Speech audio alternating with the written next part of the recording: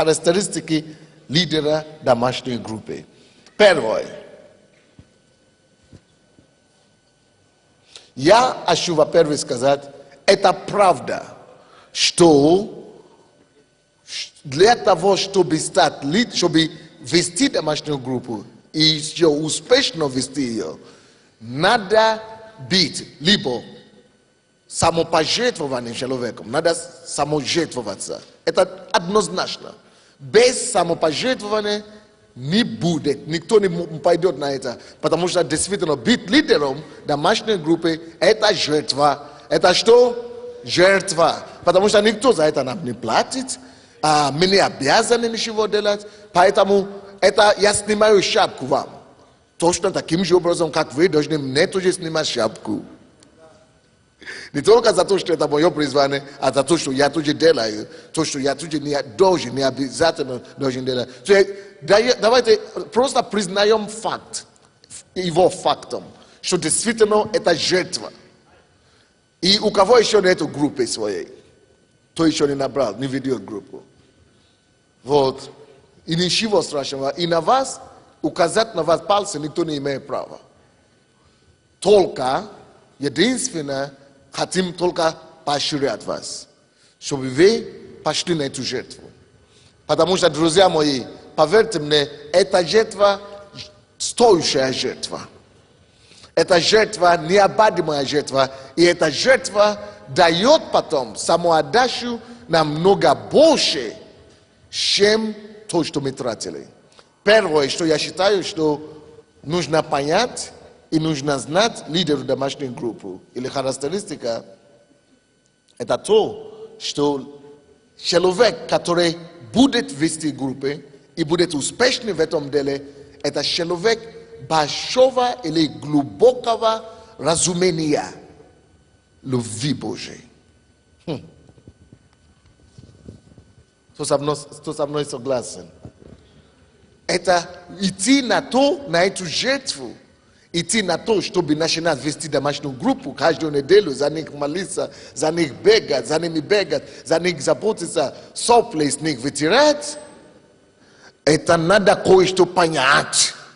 И, братья и сестры, давайте не только будем делать вещи автоматическими. Бог прости нас.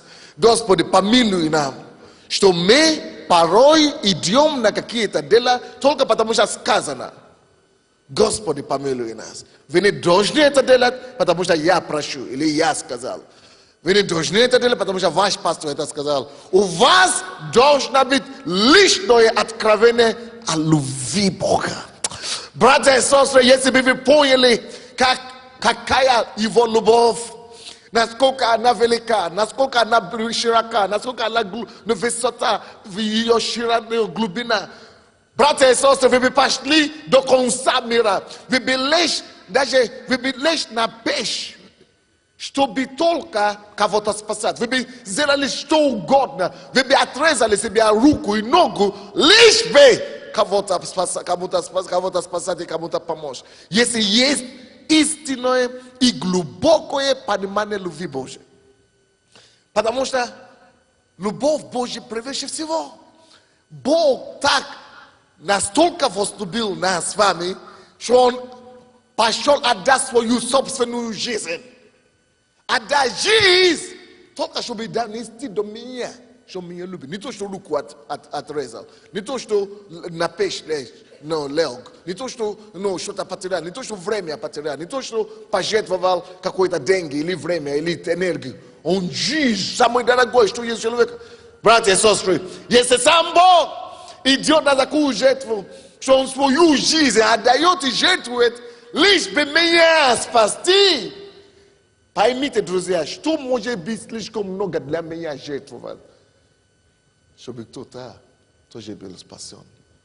Но что может быть слишком? Если меня, получается, что если я это не делаю, я такой же, как тому должнику, который был прощен, а сам не мог переступить себя, свой эгоизм, чтобы другому помочь, чтобы другого простить.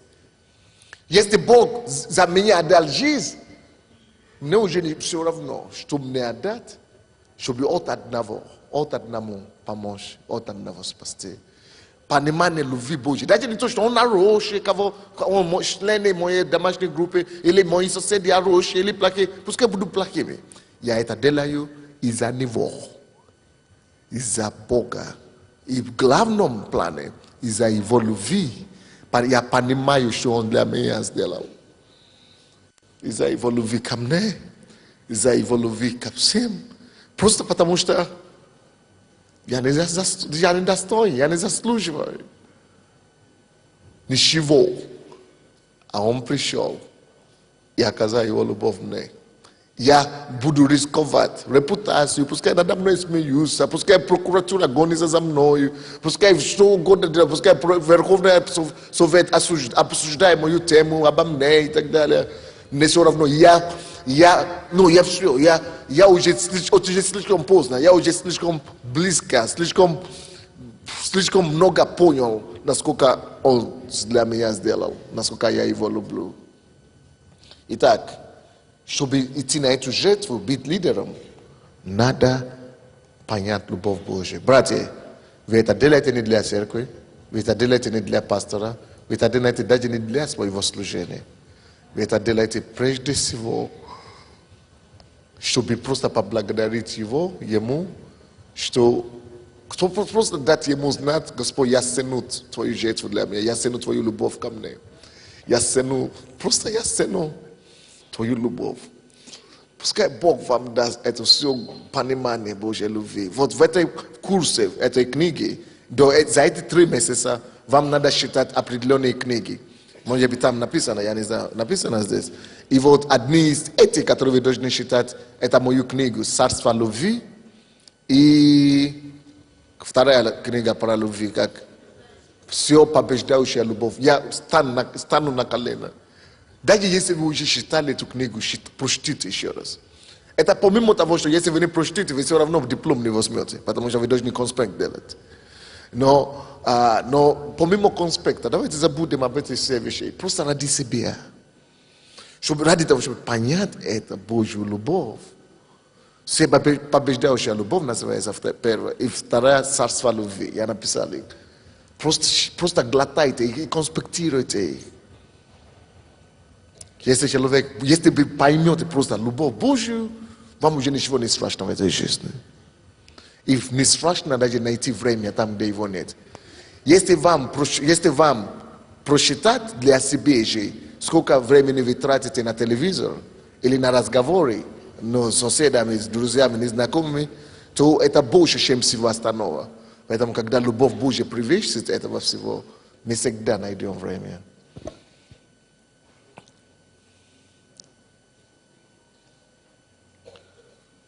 Под пунктом, это первый пункт, понимание Божьей любви. Но под этим пунктом, человек, который понимает Божью любовь, это человек жертвенный.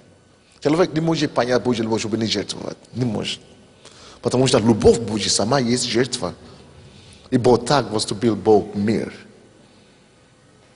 что Он отдал. Ты что-то кому-то даешь? Ты что-то кому-то жертвуешь? Если ты не жертвуешь никому ничего, ты не ходишь в любви. По крайней мере, не любви Божией. Спросите у любого мужа или любой жены. Сама понятие совместной жизни, брак, семья, есть жертва. Нет любви. Если мы с вами живем только для себя, для меня, моей жены, моей семьи, и я не жертвую дополнительно ничего кому-то, кроме меня, кроме моей семьи, я еще не понял Божью любовь. Дай Бог нам понимание. Ради Бога, что Он жертвовал собой для меня, я жертвую собой ради других, которые ко мне не имеют ни родственные связи, ни близкие ко мне. Просто для Христа я это делаю. Я это делаю для Него. И жертвую что-то свое, время и так далее, возможности ради этих людей. Но есть в этом преимущество. Тот, кто жертвует что-то для кого-то, приобретает то, на что он жертвует. Непонятно вам? Если вы можете жертвовать что-то вы начинаете тут же приобретать. Невозможно, чтобы человек жертвовал и не выигрывал. Допустим, Иисус пожертвовал собою на мир. Он отдал свою жизнь, да? Бог возлюбил мир, то он отдал жизнь Сына своего единородного. Но если бы он не пожертвовал, он бы не приобрел. Он пожертвовал собою и тут же приобрел весь мир. Если бы он не пошел умереть за нас, как мы бы служили ему сегодня. То есть тот, кто жертвует, тот и приобретает. Это духовный мир, это духовный принцип. Пишите, это принцип. Тот, кто жертвует, тот обязательно рано или поздно пожнет. То есть приобретет что-то. Допустим, когда я влюбился в мою жену, принцессу, ой-ой-ой, я по 3 часа разговаривал по телефону. Я был готов тратить все, что у меня было. Но я мотался туда-сюда, ездил, это самое. Жертвовал собой. Вы знаете, что я приобрел? Принцессу. Жену приобрел. Жертвовал для нее. И приобрел ее. Почему мы живем в семье? Мамы, матери, что вы делаете, когда вы воспитываете детей? Жертвуете, буквально для них жертвуете. Но вы также радуетесь их успехами, что это ваши дети, вы приобретаете от них, от того, что это ваши дети. Это приобретение, дети, это приобретение для вас. Окей, вы поняли, да? Это принцип, под пунктом. Второй подпункт. Любовь – это жертва, это первое. Второе, любовь – это наша вообще-то с вами натура. Любовь – это натура наша. Любовь – это что? Наше естество. Натура наша, естество наше. Что это обозначает? Братья и сестры, и поверьте мне на слово. Поверьте мне на слово. Что значит натура? Это обозначает, друзья, что если я не живу по любви, если это мое естество, моя натура, и если я не так живу, значит где-то что-то я лишаюсь чем-то. Я где-то что-то страдаю. Я где-то что-то мне будет не хватать в жизни. Что-то обязательно будет вам не хватать в жизни. Потому что, если это ваше естество, допустим, это естество рыба бить в воде. Если рыба перестанет бить в воде, она начинает умереть. То же самое для нас. Это естество птицы летать. Но иногда мы храним птицы, где в этой клетке. Но птицы, которые находятся в клетке, она никак не может быть счастлива. Братья и сестры, ну как мне вам это донести? Ну поверьте мне, но это правда. Бог есть любовь. И Он создал нас по образу и подобию своему. Значит, мы кто? Любовь. Значит, любовь это что? Наша природа. Естество. И если мы есть любовь, мы созданы по любви, следовательно, мы должны жить только и законом любви. И если мы не живем законом любви, что-то будет нам не хватать навсегда, как той птице в клетке. Всегда нам чего-то будет не хватать. Всегда нам постоянно чего-то будет не хватать. Ты будешь чувствовать какие-то неудовлетворенность внутренне. Ты будешь... Вы записываете же эту проповедь, да? Аудио и видео. Да? Очень хорошо. Вам надо приобрести и слушать эту кассету по 10 раз. Потому что что-то будет не хватать вам. Вы не будете... Ну, вы будете думать, что... это потому что у меня семьи нет. Или это потому что у меня нету радости мужа или семьи. Или это потому что у меня нету работы. Или потому что денег нет. Нет! Естество ваше не оправдывает себя. Вот почему. Потому что написано в Римлянам 5:5, что Он распространил Его любовь под сердце наше, ради чего? Чтобы мы жили по любви. То есть набирать домашние группы 12, это проявление моего естества.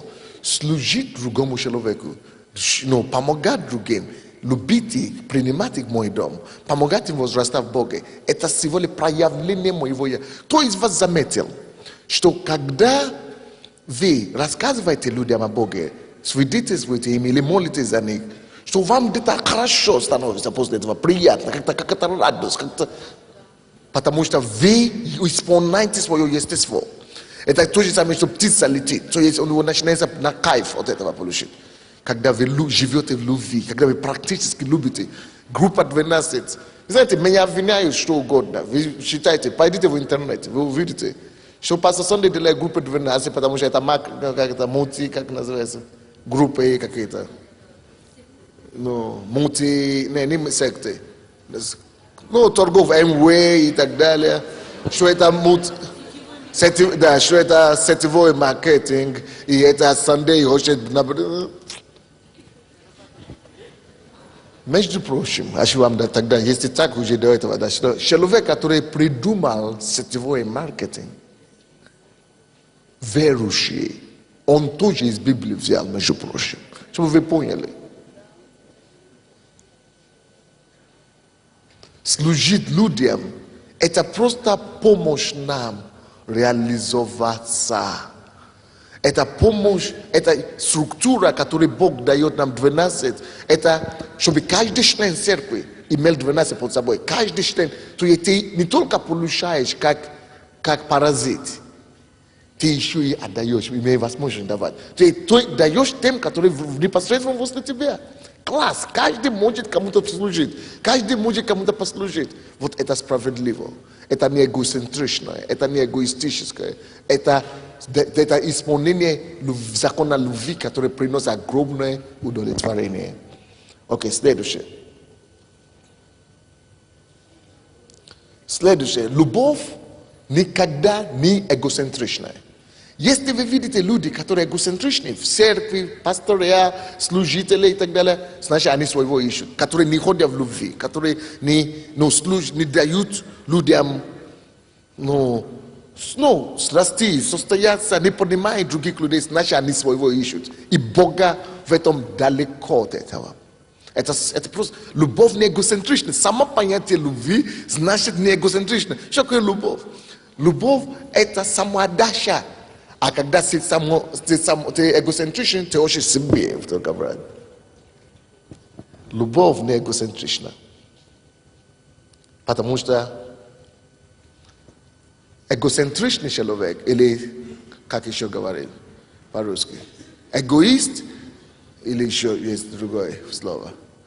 Эгоист, самолюбимый человек, да, он самолюбимый, он себя только и любит. Что это значит? Он ничего не делает, если ничего там, в этом нет для него. Если в этом ничего нет для него, это, выгоду, да, если ничего там нет для него, он не заинтересован. Он ищет своего выгода. Братья и сестры, любовь – это не любовь. Любовь на самом... И давайте я доскажу то, что я говорю. Когда человек эгоцентричен и только принимает, а не отдает, то это ведет только к одному. Это приведет к самоуничтожению, саморазложению. Когда человек только принимает и не отдает, притчи 11, 23, 24 говорит, что один раздает щедро и еще что? Прибавляется. Вы что, не знаете специально? Один раздает щедро и к нему прибавляется. А другой что делает? Собирает сверх меры и что? И худеет, и беднеет. Потому что эгоцентризм, эгоизм приводит только к самоуничтожению, саморазложению. Оно беднее, ты будешь уменьшаться. То ты думаешь, что наоборот, когда я беру только для себя, я буду умножаться, не будет побольше. Нет! Духовный закон, Рав говорит. Ты приобретаешь, думаешь, что ты приобретаешь, больше для тебя. Братья, когда мы не служим людям в церкви, Сколько бы откровений пастор Сонди бы не принес, сколько бы откровений бы ваши пасторы не делились, вы не будете видеть реальные плоды хождения в церковь. Вы будете видеть, я хожу в церковь, я слышу все проповеди, я делаю все, но нету плодов в моей жизни, чего нету результатов. А потому что ты не ходишь в эту любовь, ты не отдаешь то, что ты получаешь. Получается, ты только получаешь, ты как эгоцентричный, ты только берешь. А тот, кто только берет и не отдает, приведет к самоуничтожению и саморазложению. Принимать и не давать приводит только к само... Допустим, пример. Есть река, которая только стоит на месте, не течет, принимает, так? И само не течет, не вытекает, не дальше. Что начинает происходить с этой рекой? Начинает воняться. Почему начинает смердить и воняться? Потому что испортилось. То есть оно уничтожается само. Вот, то, что мы говорили. Братья и сестры, если вы получаете проповеди, помазания, самые лучшие вещи, тут же навязайте на себе, наталкивайте себе, чтобы тут же находить людей в течение той недели, чтобы кому-то давать. Пока вы это не будете делать, а потом вы даже не поймете, как все, ничего уже вам не интересно, это уже вам не дает, это уже ничего вам не дает просто. Местные какие-то начинают дурацкие приходить к вам, какие-то греховные вещи начинают писать. Почему? Потому что вы не пускаете в использование то богатство, которое вы получаете. Когда человек не использует, не отдает то, что он получает, это приводит к саморазложению. Окей. Второй пункт. Это все первый пункт, то, что я вам говорил. Любовь. Человек, который имеет большое понимание любви, может быть лидером домашней группы. Братья и сестры, я молю, чтобы ваши глаза открывались. Чтобы Бог вам открыл сердце. Просто понять любви Божьей. И ради этой любви идти на то, чтобы помогать другим людям. И вы не пожалеете об этом. Кто-нибудь слышит меня? Следующий пункт. Кто может быть лидером домашней группы? Согласно Евангелию от Иоанна, 15 глава, 1 по 5 стихи. Кто помнит, что там написано? Отец мой самый, виноградная я самый, и всякая ветвь, не приносящая плода, отсекаешь. Alright, пишите себе.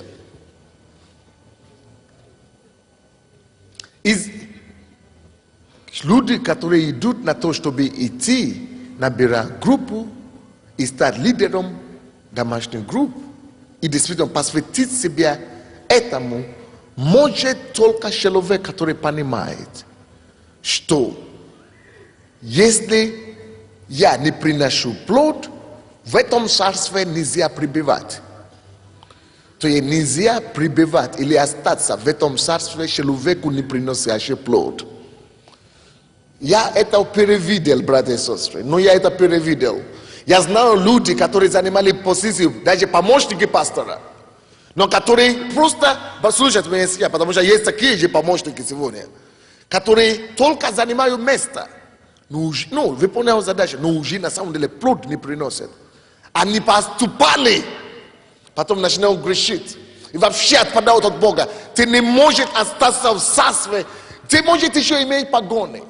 Может быть, никто тебя не замечает, что ты ничего не делаешь. Но ты сам знаешь, что ты ничего не делаешь. И Бог видит, что ты уже не приносишь плод. И Бог начинает устраивать, и дьявол начинает устраивать такие вещи, что этот человек потеряет эту должность, этот человек падает, этот человек вообще отступает в мир. И ничего нельзя делать, чтобы его вернуть. Потому что ты не выполняешь. Это элементарная истина. Братья и сестры, сколько вы знаете людей, кто, может быть, когда-то даже вас привел в церковь.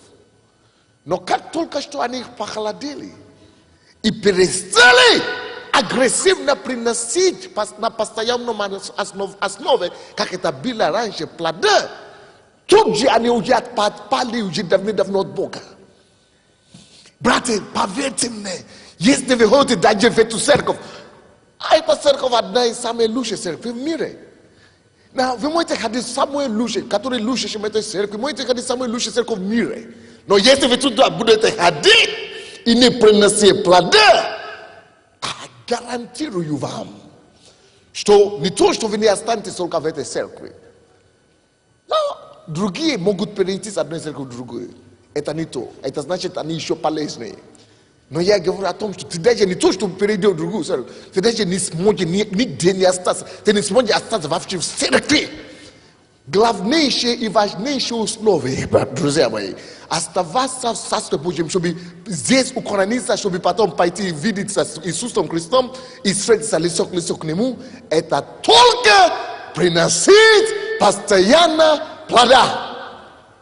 Не приноси плода на постоянном основании, ты иссякаешься. Это Бог уже сказал. Он не может изменить самому себе. Он не может изменить свой принцип. Он не может изменить свое, это самое. Он не может пойти против своего слова. Это просто слово. Поэтому, осознавая это, мы, конечно, идем и набираем группы.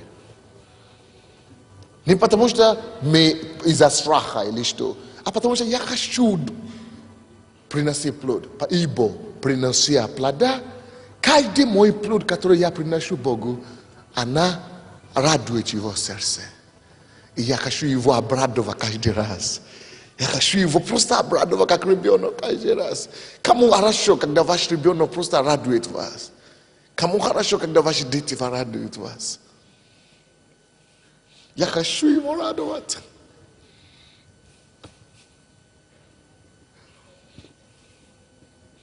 Дай Бог, чтобы наша церковь была наполнена такими людьми, которые хотят радовать сердце Бога, сердце Отца. И единственный, как мы можем его порадовать, он уже нам сказал, приноси плода каждый раз. И слушайте меня, да? Следующий, третий пункт.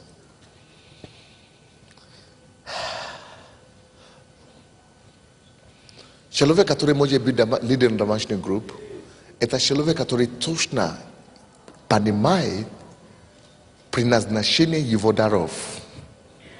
Потому что каждый из нас имеет дары, таланты, потенциалы и так далее. И некоторые из нас мы только бьем себя в груди. А у меня такой дар, а у меня такой дар. Но что толку, если этот дар никому не служит? Ну что толку? Ну что толку? Слушайте еще. Напишите некоторые вещи, которые я скажу сейчас. Никакой дар, потенциал, способность или благословение никогда не даются ради сами себе, то есть ради этих даров или благословения или возможно, или способностей. Да, ради дара самого, это никого это трата. Способность только ради того, чтобы говорить, чтобы хвастаться, у меня такая способность, это тоже трата.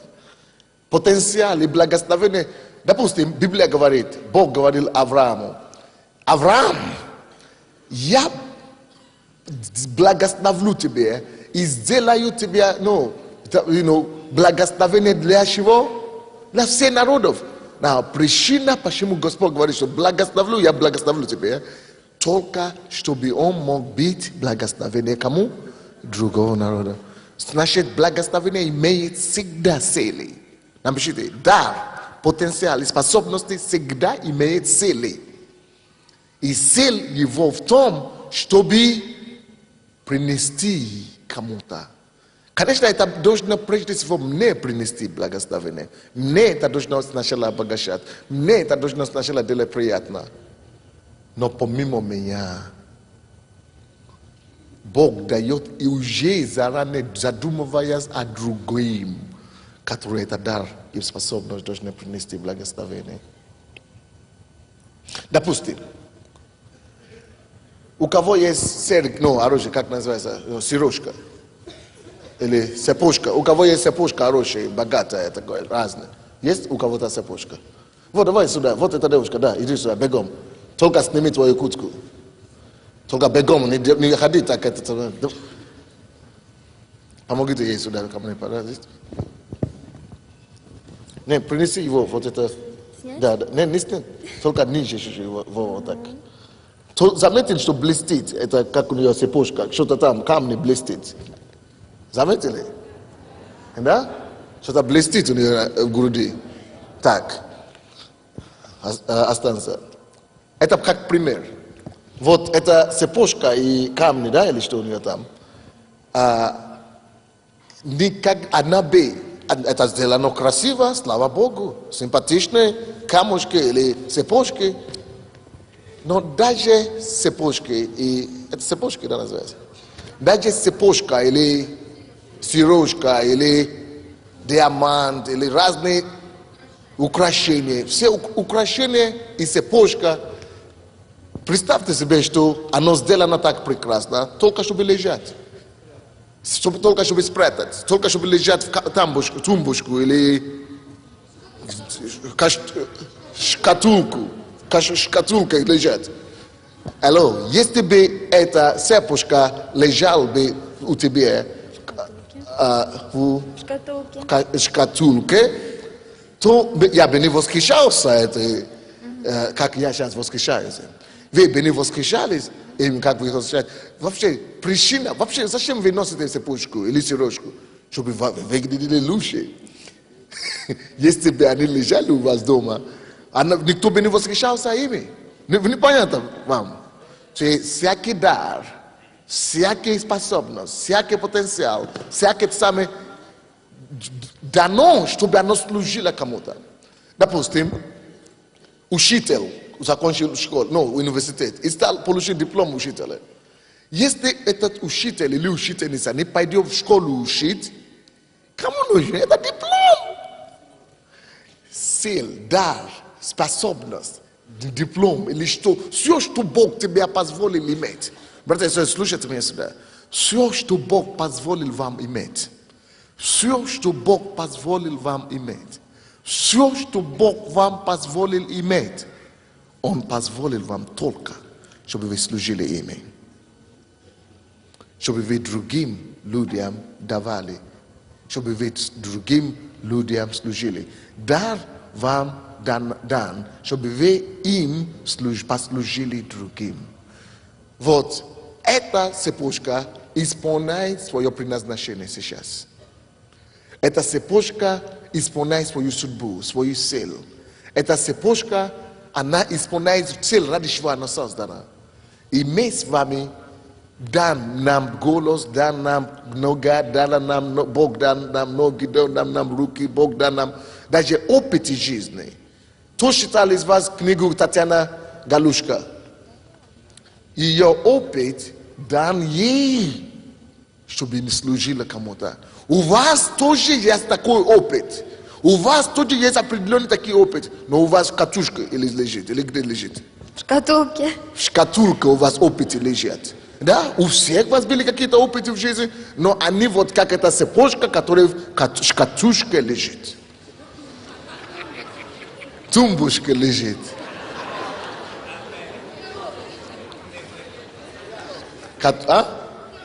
Коробка лежит, да, в коробке лежит. То есть это не исполняет те цели, которые Господь. Допустим, представьте себе, что дерево, допустим, яблоня дает яблоко, и никто его никогда не берет кушать. Тогда поэтому Иисус приходит и проклинает такое дерево. Каждое, что вам дано дар, способность, потенциал, оно должно кому-то принести радость. Она должна кому-то улыбку принести. Она должна кому-то радость принести. Она должна, поэтому система 12 была дана нам. Чтобы у меня была возможность до кого-то дотронуться этими уникальными вещами, которые каждому из нас даны уникальные дары. Вы понимаете, что я говорю? Или, допустим, спасибо, дорогая. То здесь, или костюм, у кого есть костюм сегодня здесь? Девушка, в красном, иди сюда, ты хорошо выглядишь. Оригинальный такой у тебя одежда.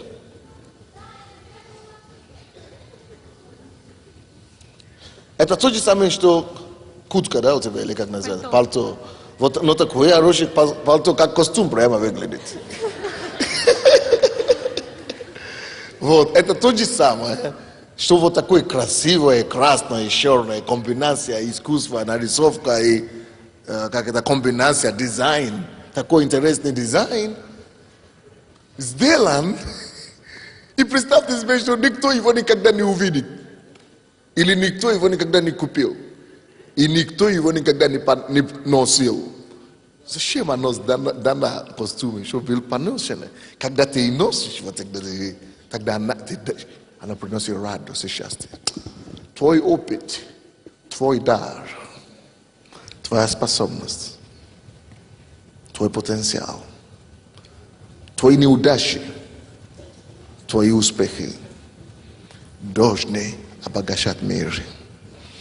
И для этого, друзья, Бог дал нам систему доминации. Мы не можем ими пренебрегать.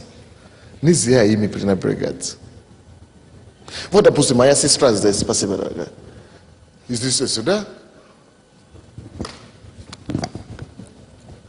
Спасибо. У нее была трагедия в семье. Парень наркоман, который Господь исцелил даже от СПИДа, так жил в семье, у них 3 детей, взял и говорит, ты мне не нравишься. Вот, ты стала больше после родов, ты не похудела вовремя, да? Или, короче, у него поехала. Ты ругаешь меня, ты повышаешь. Ну, короче, и ушел из дома. И оставил ее с 3 детьми. А он ездил до того в Польшу миссионером. Они вместе ездили, проповедовали. И вы думаете, что она сначала плакала, а почему-то потом какое-то откровение пришло к ней, возмущалась и начала. Потому что мы говорим, что нет времени, у меня проблем. Она же перестала служить. Есть у меня такая проблема, 3 детей, мужу что, мир, это же позор. Как я могу еще кому-то служить? Как я могу еще кому-то служить? Потому что у многих из вас такая же проблема. У меня никогда нету времени, у меня свои проблемы хватает. Но когда она поехала в Польшу, Бог такое сделал через нее там, что вся Польша сейчас легенду о ней рассказывает. Расскажи нам в 2 словах. Добрый день, дорогая Цариков. Летом был пост пасторский, и приехали из Польши пастыря. И пригласили меня, пойдем, твоя Польша тебя исцелит.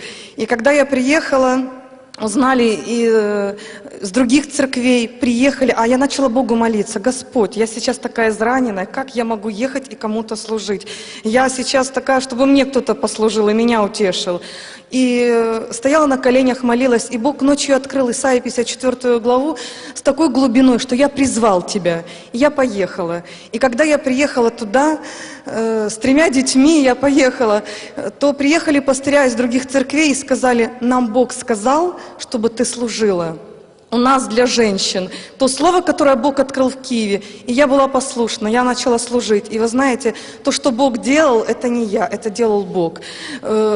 Прикоснулся к каждому человеку. Когда я молилась за людей, то есть такое впечатление было, что у меня ладонь покроется волдырями. Исцеления было очень много сразу на месте.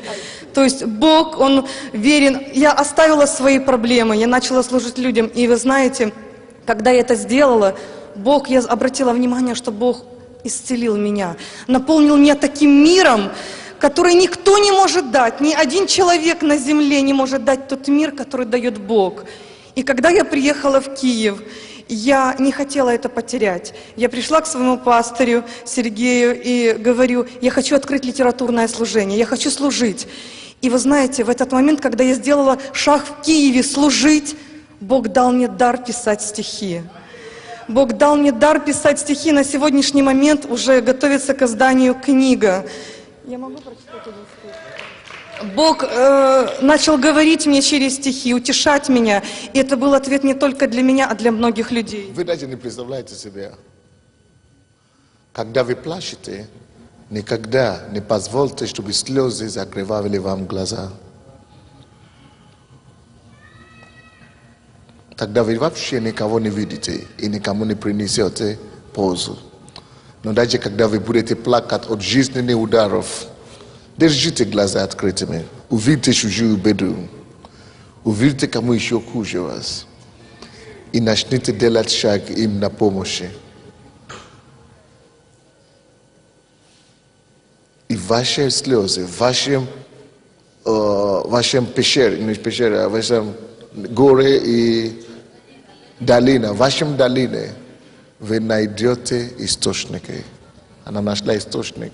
Помазание начало течь через нее, и ее сейчас начинает взывать за исцеление молиться. Жив Господь. Жив Господь. Открылся источник, она никогда не писала стихи. Она такие стихи сейчас пишет, что пастор ее просит каждое служение читать стихи, каждое служение. Жив Господь, жив Господь, жив Господь. Аллилуйя. Если вы больны, если вы болите, если вам больно, если вам болит где-то, это как раз время вам бежать, кому-то служить. Поверьте это на слово, и Господь подтвердит.